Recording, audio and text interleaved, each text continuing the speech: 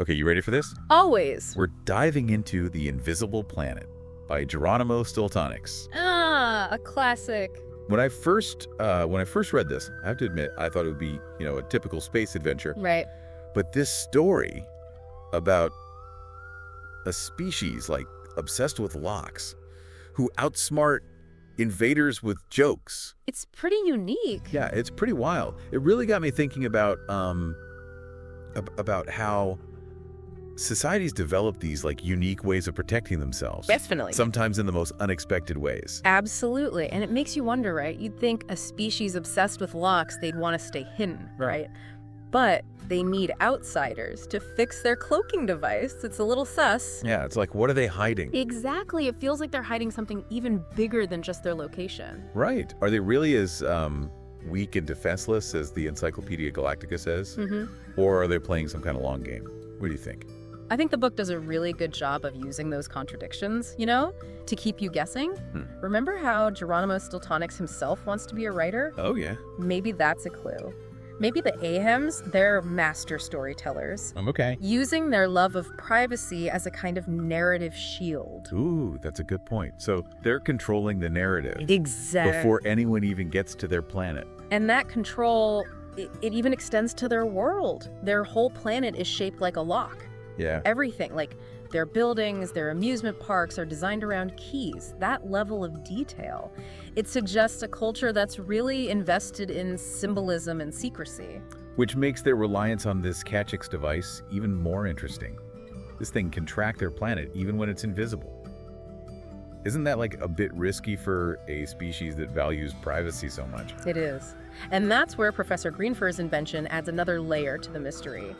On the surface, it seems like a convenient plot device to get Geronimo to Lockix. But maybe it's also a test, a way for the Ahems to see who's clever enough to find them. Like a cosmic game of hide and seek. Right. Okay, I'm starting to see their strategy here. They're not just hiding, they're choosing who gets to find them. Precisely. And when Geronimo and his crew finally get to Lockix, they find more than just locks and keys. Oh, yeah. They meet Claw and his gang, these kind of rough and tumble aliens who say they are the Ahems. But remember how the Encyclopedia Galactica described the Ahems? Yeah. Small and reserved. Total opposite of those loudmouths. Something's definitely off. Were you suspicious right away? Oh, absolutely. The inconsistencies were just too obvious. And their story about needing help with their planetary invisibility system, too convenient. Totally. Too rehearsed, like they were setting a trap. Yeah, right. And the whole weak and defenseless act. Yeah. Way too over the top. It's like they wanted to seem harmless, Yeah. to lull Geronimo and the crew into a false sense of security. Exactly. Which makes Sally's role even more important. She's the only one who can figure out the code of the invisibility system. She goes through those booby-trapped rooms like it's nothing. She's the key. Yeah. Literally and figuratively. Yeah. And speaking of keys, their journey to the supercomputer that controls the invisibility system, it's like a giant metaphor. I see that. Every lock they unlock, it reveals another layer of deception. It's really well written, and the payoff is so good. The moment when the supercomputer shows that Claw and his friends are the Sealers, those space pirates, it's that classic good versus evil. Except the good guys are these tiny, shy creatures who love to tell jokes. Which brings us to another really interesting thing about the Ahems, their love of humor. It's not just a quirk, it's a huge part of their culture. Yeah. A way of coping with having to always be so secretive and secure. Yeah, it's almost like laughter is their pressure valve. Okay. It's a way to release all that tension from having to guard all their secrets. Yeah. And it turns out that love of laughter, that's their secret weapon. Who would have thought? A joke competition. Saving a planet. Right. It's a great twist, and it really speaks to how powerful humor is. Think about it.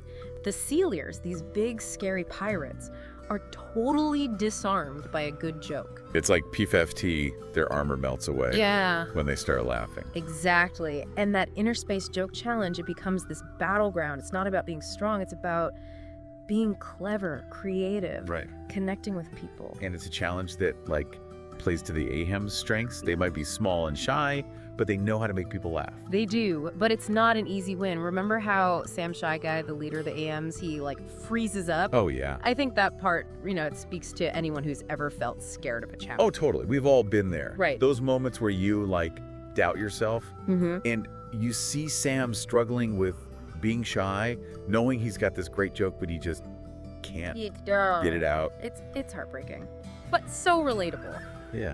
And then when the space mice and the other AHAMs, they rally around him, Yeah. give him encouragement and support, it's like this whoosh, this wave of energy Yeah. lifts him up. It's such a good example of what community can do. You know, you don't have to face your fears alone. Yeah. And then when he finally tells that joke, it's more than just a joke. It's like defiant. Right. Like he's saying, we might be small, but we have a voice and we're going to use it. And the Sealers, their reaction is priceless. They're so surprised. They've never seen anything like this. It's like, boom, a laughter bomb. Right. And it totally changes things.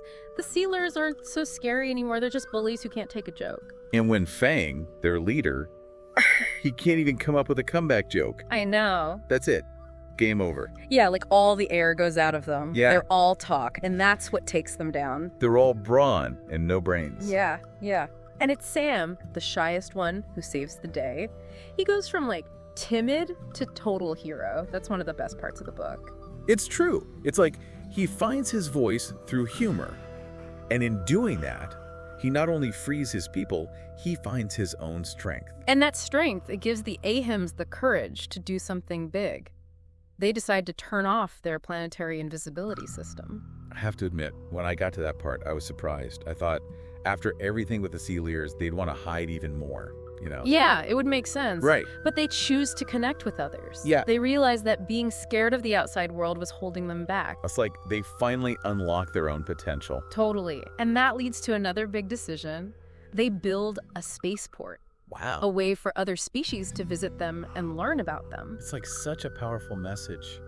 Being open, working together. It makes you think about how much we hold ourselves back, building walls instead of bridges. Absolutely. The EAHEMs, they teach us that being strong comes from, you know, accepting each other's differences, from connecting, from sharing our stories, even the silly ones. And that's a lesson that goes way beyond this book.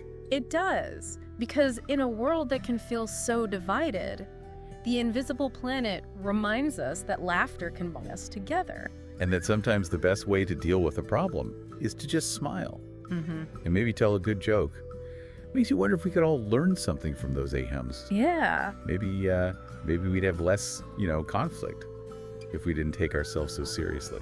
It's an interesting thought, and it kind of goes back to something we were talking about earlier about Geronimo Stiltonix being a writer. Maybe the whole story is like a metaphor Okay. for how storytelling can bring people together. I like that. So the AHEMs are using their jokes, right? Yeah. To tell their Yeah. story. To like connect with the galaxy on their own terms. Exactly. And Geronimo, as a writer, he's drawn to their story. He sees how powerful it is, how it can change people. It's like they're all part of this big cosmic story, and humor is the language everyone understands. Right. And that last scene at the amusement park with Geronimo and the Shatter Music's roller coaster, I think it's saying something too. Even after all those big challenges, life can still be scary. Yeah, even heroes get scared. And maybe facing those fears head on with a little humor, with your friends and family there to help, that's the best way to handle the tough stuff. It's a good way to end the story. Leaves you feeling hopeful, like you can handle anything. So, what does all of this mean for you? I don't know about you, but I'm feeling like inspired to be a little sillier, Yeah. to laugh more, to remember that connecting with people, laughing, and a good story can get us through anything. It's a powerful message, Yeah. one we can all use. Exactly. So keep exploring, keep those sources coming. You never know what we'll find. Until next time, stay curious.